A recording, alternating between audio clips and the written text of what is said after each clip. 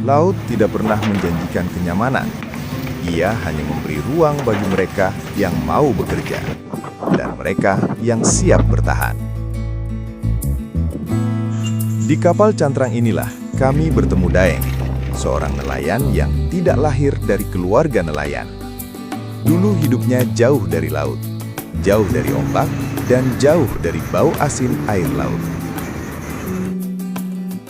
Bertahun-tahun ia menghabiskan hidup di daratan, menjadi supir pribadi di Jakarta, mengandalkan setir dan jalan raya untuk menghidupi diri dan keluarganya. Namun hidup membawanya ke arah yang berbeda, ke dunia yang lebih keras, ke dunia yang menuntut fisik dan mental, ke dunia nelayan kapal cantrang.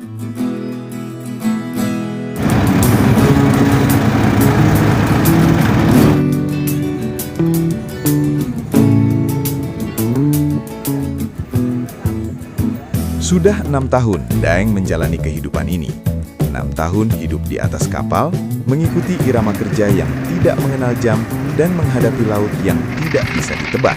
Perkenalkan, nama saya Daeng, asal dari Desa Jumeling, Kabupaten Brebes.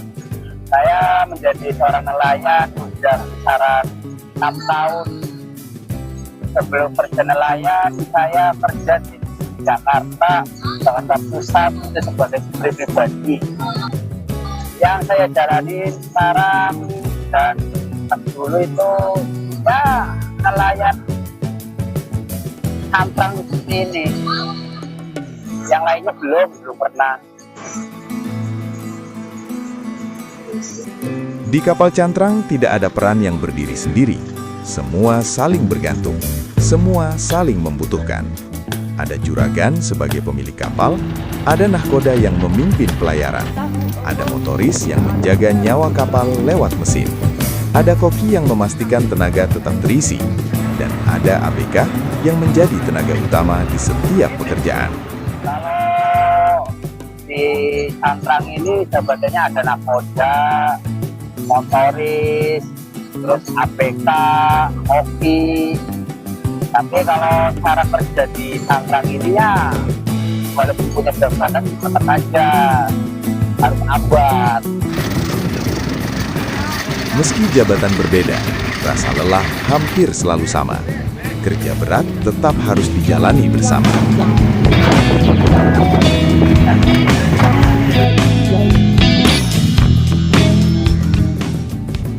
Kalau beta kerjaannya kalau pagi hari itu jam pukul 4.00 itu jam 4 pagi itu saya berangkat, Mas.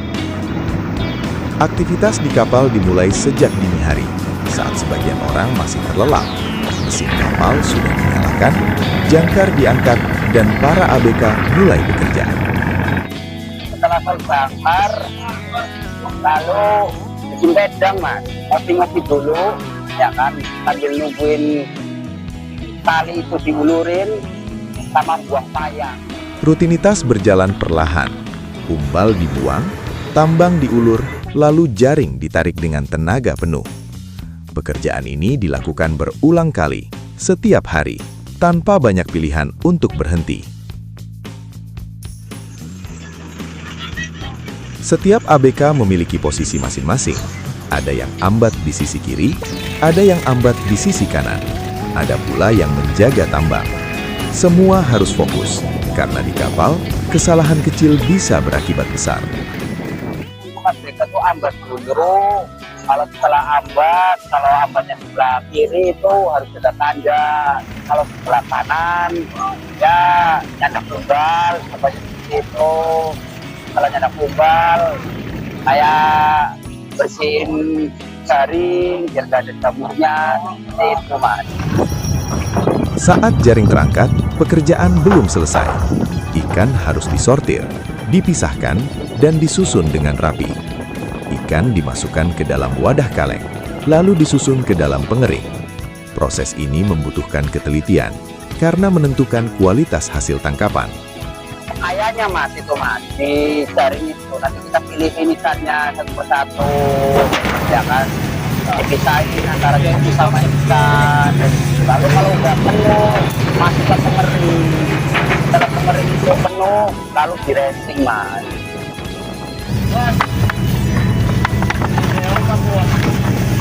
Jika pengering sudah penuh, masih ada pekerjaan lain, yaitu racing. Ikan yang sudah beku dipindahkan dari wadah kaleng ke plastik, lalu dimasukkan ke palka yang lebih besar. Pekerjaan ini dibagi rata, agar semua ABK merasakan tanggung jawab yang sama.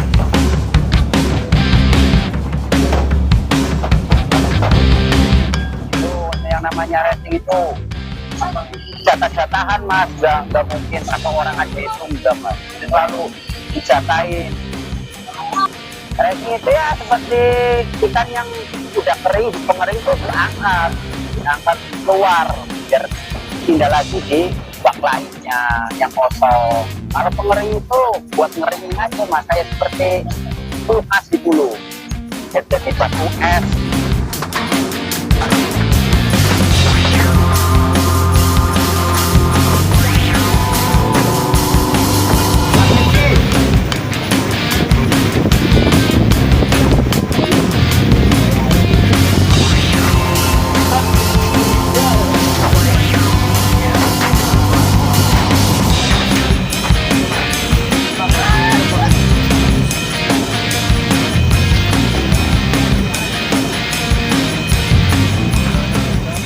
Selain kerja fisik, ABK juga menjalani tugas layaran, berlayar secara bergantian dengan jatah waktu tertentu. Jika mendapat giliran malam hari, rasa kantuk menjadi tantangan tersendiri. Selain ngapir ikan, terus sambat jaring itu contohnya kayak layaran mas. Ada lagi itu pekerjaan layaran mas. Kadang kalau layarannya larinya malam itu kadang ABK tuh tidurnya tuh kurang mas, walaupun itu nanti apusan mas, nggak mungkin satu orang itu aja mas. Iya, jadi seperti itu mas. Layarannya tuh yang satu nomor tuh 2 orang gitu loh mas. Jadi katanya mas 1 jam, tapi kan kalau kenanya malam kan ngantuk mas, nggak mungkin juga ya mas, namanya juga ya kan layarannya tengah malam.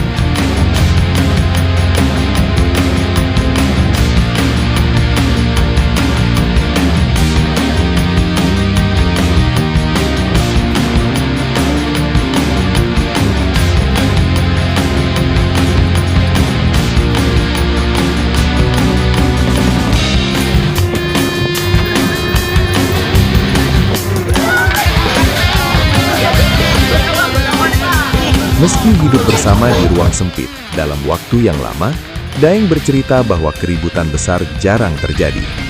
Perbedaan pendapat mungkin ada, biasanya muncul karena lelah. Namun kebersamaan harus tetap dijaga. Karena di laut, kerjasama adalah soal keselamatan.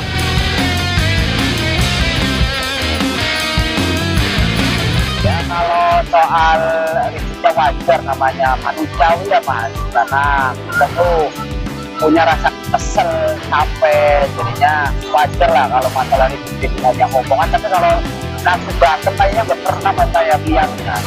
Itu ini tuh semua saudara mas, ya walaupun kita beda desa, ya kan, tapi kita selalu saudara, itu harus selalu diterapkan untuk persaudaraan itu mas.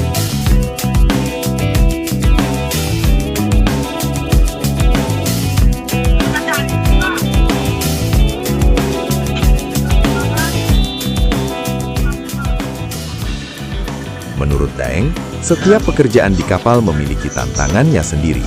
Namun motoris memegang tanggung jawab paling berat. Menjaga mesin tetap hidup, mengontrol seluruh sistem kapal, bahkan harus siap tidak tidur jika terjadi kerusakan.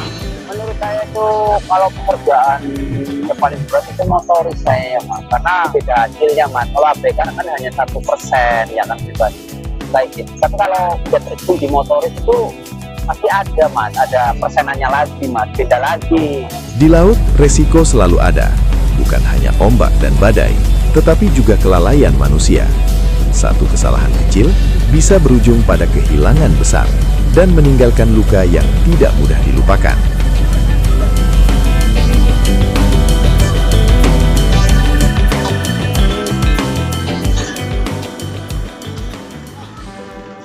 Kalau pekerjaan nelayan itu kalau bahaya itu ya emang semua kerjaan itu bahaya. Cuman kalau di cantrang itu di saat ombak udah besar itu terkadang kita tuh harus hati-hati dalam hal bekerja.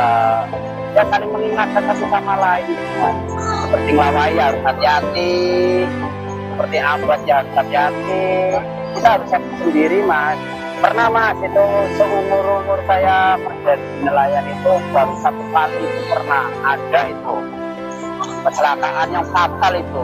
Ceritanya itu anak sedang belajaran tapi si orang tua itu nggak terlalu mengawasi si anak itu mas, jadinya terjadilah kecelakaan di pekerjaan. Cerita-cerita seperti ini menjadi pelajaran bagi para nelayan agar lebih berhati-hati dan saling mengingatkan. Di balik kerasnya pekerjaan, ada rasa rindu yang selalu ikut berlayar. Rindu pada keluarga, rindu pada rumah. Kini komunikasi menjadi lebih mudah, namun rindu tetap tidak pernah benar-benar hilang. Kalau masalah kangen sama anak itu pasti. Karena apa? Saya ini di lautan lepas itu kisaran 80 hari, 75 hari mas. Itu baru. Ya alhamdulillahnya itu nelayan sekarang tuh lebih canggih ya mas. Ya seperti sekarang ada Starlink, jadinya bisa ngobrol terus sama istri, teleponan. Kalau dulu mah nggak ada Starlink, nggak bisa nelpon ya mas. Kalau kangennya hanya kangen aja. Kalau sekarang kan enak, kangennya nelpon tinggal nelpon. Soal hasil kerja, nelayan cantrang tidak mengenal gaji bulanan. Yang ada adalah sistem bagi hasil. Kadang hasilnya besar, kadang hasilnya sangat kecil. Semua tergantung laut dan keberuntungan.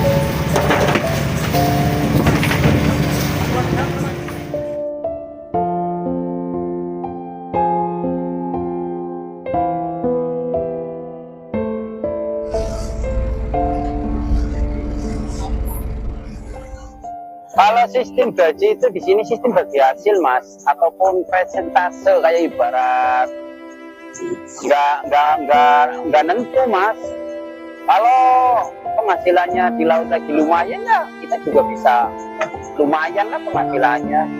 Ini kalau paling besar itu kemarin itu ya mas, kemarin itu 25 mas. 25 juta itu yang 2 bulan. Kalau paling kecil ya 1 juta gitu mas, paling kecil. Namanya hidup di laut ya mas. Meski begitu, Daeng memilih menjalani semuanya karena setiap pekerjaan, baik di laut maupun di darat, selalu memiliki suka dan duka. Ya kalau masalah enak dan enggaknya mah ya mas, namanya kerja di nelayan ya tergantung kita bawainnya mas. Kalau kita bersyukur kerja di nelayan, dinikmatin aja seperti ini ya pasti enak. Kayak namanya kerja ya sebagai orang kuliah, tapi ada suka ada sukanya mas. Gak mungkin tuh enak terus mas. Nama di laut, juga di darat pasti sama kayak gitu mas. Tinggal kitanya bawanya tuh gimana.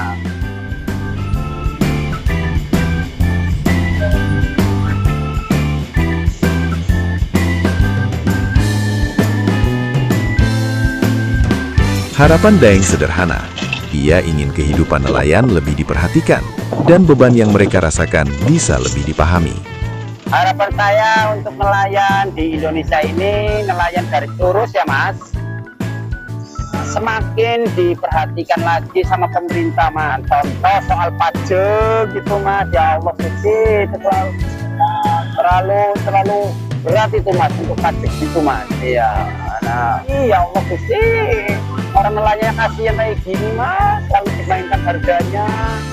Yang saya minta itu untuk kesejahteraan Indonesia itu, untuk nelayan semoga diberikan kesejahteraan untuk nelayan Indonesia ini ya mas, di pemerintahan Bapak Prabowo. Inilah potongan kisah kehidupan nelayan cantrang. Cerita dari pinggiran laut yang jarang terdengar, namun hasil kerjanya kita nikmati setiap hari. Jika kalian ingin terus mengikuti cerita nyata para pekerja laut Indonesia, jangan lupa dukung Gendis Channel dengan subscribe, like, dan bagikan video ini. Sampai jumpa di cerita berikutnya.